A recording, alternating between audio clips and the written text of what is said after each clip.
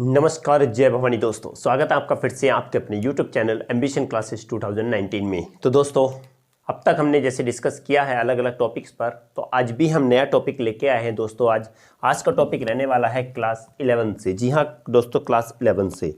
और दोस्तों बता दें कि आपको अब हम कुछ दिन के लिए 11th और 9th पर फोकस करने वाले हैं। ओके दोस्तों, और 10th के कभी कभी टॉपिक लेके आएंगे, क्योंकि अब 10th के टॉपिक क्योंकि एग्जाम अब उनका क्या होने वाला है, कल एग्जाम है साइंस का।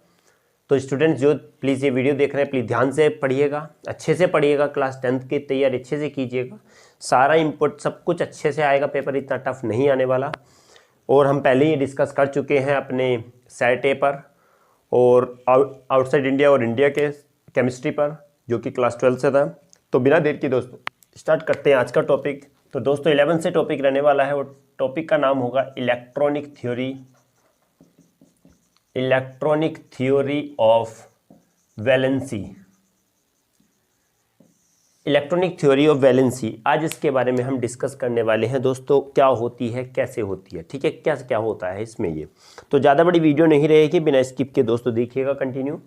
तो बात करेंगे इलेक्ट्रॉनिक थ्योरी को। तो इस थ्योरी को दोस्तों सबसे पहले जो एक्सप्लेन किया था, इस थ्योरी को सबसे पहले एक्सप्लेन किया था वो कॉसेल और लुईस ने किया था।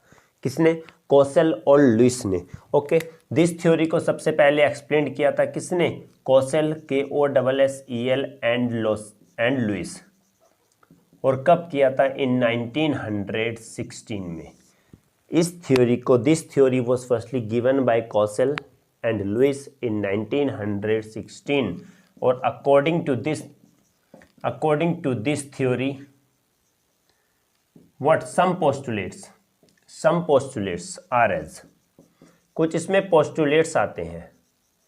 क्या है? हमने कहा इसके कुछ बिंदु है। नंबर फर्स्ट इसमें क्या है कि समझ लेते हैं पहले इलेक्ट्रॉनिक थ्योरी क्या थी। इलेक्ट्रॉन के बेसिस पर थी, और किसके बारे में? वैलेंसी के। मतलब ये वैलेंस इलेक्ट्रॉन से लेना देना है इसमें, ठीक है। तो कहा गया कि इस थ्योरी को सबसे पहले दिया किसने था, इसको डेवलप किया था, इसको एक्सप्लेन किया था कॉसेल और लुईस ने। दोनों ने मिलकर इस थ्योरी को एक्सप्लेन किया था। और इस थ्योरी को कब किया था? 1916 में। और इसको जब एक्सप्लेन किया गया तो इसमें कुछ पॉइंट्स निकल के आए। तो इसके जो मोस्ट इंपॉर्टेंट पॉइंट्स हैं उन्हीं को हम क्या बोलते हैं? पोस्टुलेट्स बोलते हैं। तो सबसे पहला पोस्टुलेट्स ये था कि जो वैलेंस इलेक्ट्रॉन होता है किसी भी एटम का, तो वो क्या होता है? वो रेस्पॉन्सिबल होता है एटम की रिएक्टिविटी के लिए। Means valence electron of an atom, लिख लेते हैं इसमें, valence electrons of an atom are responsible किसके लिए? फॉर द रिएक्टिविटी किसकी? Reactivity of an atom. तो सबसे पहला पॉइंट ये बताया कि कोई भी एटम जो होगा उसकी रिएक्टिविटी किस पर डिपेंड करेगी? किस पर डिपेंड करती है? उसकी रिएक्टिविटी के लिए कौन रेस्पॉन्सिबल होता है? किसी भी एटम का वैलेंस इलेक्ट्रॉन। और वैलेंस इलेक्ट्रॉन क्या होता है? हमें पता है कि ये एटम है, और यहाँ पर ये न्यूक्लियस है, पॉजिटिव चार्ज है। यहाँ पर 2 इलेक्ट्रॉन हो गए, यहाँ पर 1 2 3 4 5 6 7 8 हो गए, यहाँ पर 2 इलेक्ट्रॉन हो गए। तो सबसे आउटर मोस्ट सेल में, हमने कहा सबसे आउटर मोस्ट सेल में जितने इलेक्ट्रॉन होंगे, यही इलेक्ट्रॉन को हम क्या बोलते हैं? वैलेंस इलेक्ट्रॉन बोलते हैं। क्या बोलते हैं? Valence electron. और ऐसा सेल, न्यूक्लियस के बाहर का ऐसा सेल जिसमें इलेक्ट्रॉन की पॉसिबिलिटी होती है, इलेक्ट्रॉन की फाइंडिंग की प्रोबेबिलिटी होती है, जिसमें इलेक्ट्रॉन पाए जाते हैं, वो सेल क्या कहलाता है? सबसे आउटर मोस्ट सेल ये कहलाता है वैलेंस सेल। क्या कहलाता है? Valence shell. ओके, और न्यूक्लियस के बीच से लेकर जिसमें इलेक्ट्रॉन होते हैं वहां तक की दूरी ये कहलाती है क्या? Atomic radii. क्या कहलाती है? एटॉमिक रेडियाई कहलाती है दोस्तों। एक एक चीज समझ के चलना, सिंपल सी चीज है। ओके ना। पहले बताया गया कि जो केमिकल रिएक्शन होती है, कोई भी किसी भी एटम की केमिकल रिएक्टिविटी होगी, वो किस पर डिपेंड करेगी? इन वैलेंस इलेक्ट्रॉन पर डिपेंड करेगी, जो सबसे आउटर मोस्ट सेल में इलेक्ट्रॉन होंगे। ओके, आई होप कि ये समझ में आया होगा कि सबसे आउटर मोस्ट सेल में जो इलेक्ट्रॉन है उस पर डिपेंड करती है किसी भी एटम की क्या? रिएक्टिविटी। ओके, अगर बात करते हैं दूसरे पॉइंट की, तो दूसरे पॉइंट में ये क्या कहा गया है? B, the complete the complete shell of an electron of an atom resembles a stable electronic configuration. Stable electronic configuration.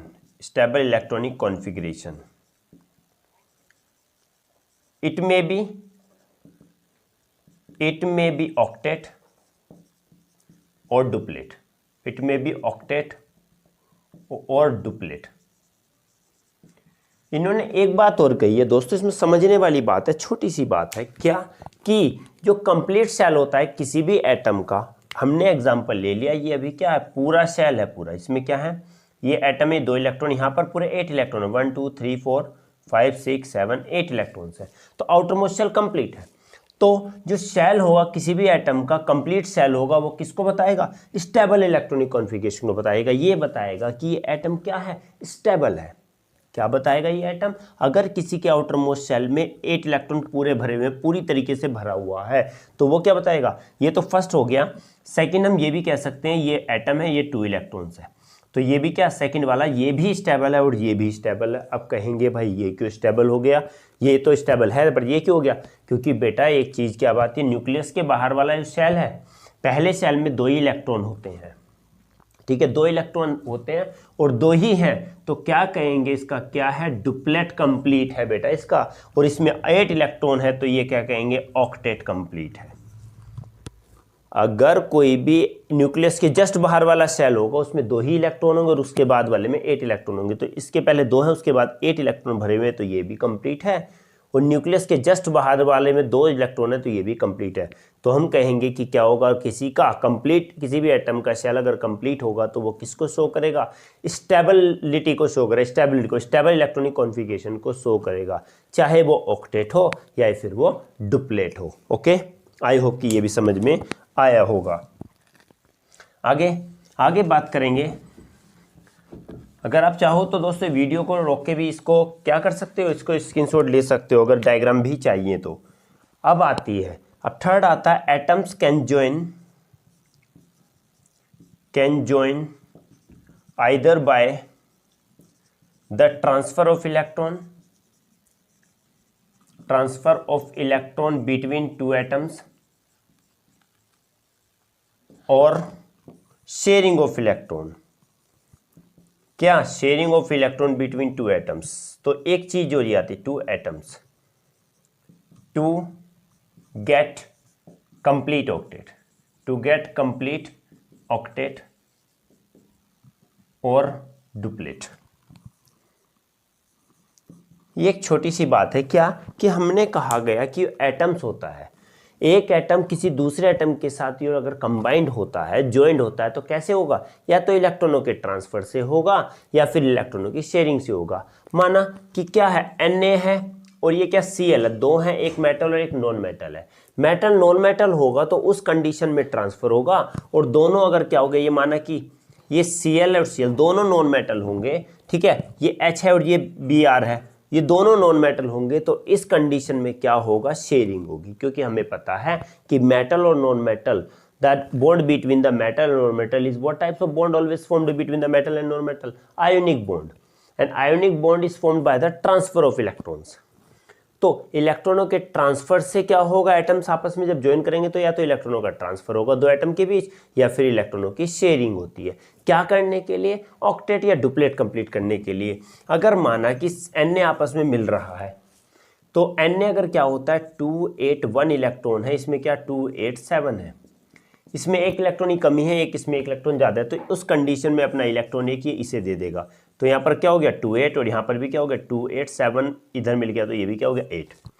Outer most shell में 8 8 हो गए, तो क्या हो गया, स्टेबल हो गया। क्या हो गया, ऑक्टेट कंप्लीट हो गया और स्टेबल हो गया। दूसरी बात कहेंगे, Cl अगर Cl है, ओके, कितने इलेक्ट्रॉन है, 1 2 3 4, अभी इसकी बात नहीं करते हैं, हाइड्रोजन की बात करेंगे। हाइड्रोजन एक इलेक्ट्रॉन है। अब क्या करना है, दोनों एक इलेक्ट्रॉनों की, ये भी अपना इलेक्ट्रॉन दे देगा और ये भी अपना इलेक्ट्रॉन दे देगा, और शेयरिंग कर लेंगे, जिससे इसके में आउटर मोस्ट सेल में 2 इलेक्ट्रॉन हो जाएंगे, इसमें भी, और इससे क्या बन जाएगा, बॉन्ड बन जाएगा। ये शेयरिंग से बने हैं, क्या करने के लिए, अपना डुप्लेट कंप्लीट करने के लिए। तो कोई भी जब एटम मिलेंगे या तो वो शेयरिंग करेंगे या फिर इलेक्ट्रॉन ट्रांसफर करेंगे अपना आउटर मोस्ट शेल को कंप्लीट करने के लिए, कि डुप्लेट हो जाए या फिर ऑक्टेट हो जाए। तो दोस्तों यही 3 पॉइंट क्या होते हैं, किसने दिए थे, लुईस और कोसल ने दिए थे। और इसी थ्योरी को क्या कहा जाता है, इलेक्ट्रॉनिक थ्योरी ऑफ वैलेंसी। चाहो तो दोस्तों आप इसका स्क्रीनशॉट भी ले सकते हैं। दोस्तों अगर अच्छा लग रहा हो, प्लीज समझ में आ रहा हो तो वीडियो को लाइक जरूर कीजिएगा। और एक रिक्वेस्ट है आपसे, प्लीज चैनल को सब्सक्राइब जरूर कीजिएगा और दोस्तों में भी शेयर कीजिएगा, क्योंकि दोस्तों अब कंटिन्यू हमारी क्लासेस चलने वाली हैं। क्योंकि अब 12th खत्म हो गया, उसके बाद दोस्तों 11th का ही नंबर लगता है एग्जाम का, तो प्लीज फोकस बनाए रखिएगा। ओके दोस्तों, आई होप ले लिया होगा आपने स्क्रीनशॉट। ओके दोस्तों, आज के लिए बस इतना ही था। मिलते हैं अगली क्लास में एक नई एनर्जी के साथ। तो दोस्तों ध्यान रखिएगा अपना, और चैनल को सब्सक्राइब करते रहिएगा, शेयर करते रहिएगा, और वीडियो अच्छे लगे तो लाइक भी जरूर दीजिएगा, थम्स अप साइन दीजिएगा। तो मिलते हैं अगली वीडियो में नई एनर्जी के साथ। तब तक के लिए दोस्तों जय हिंद।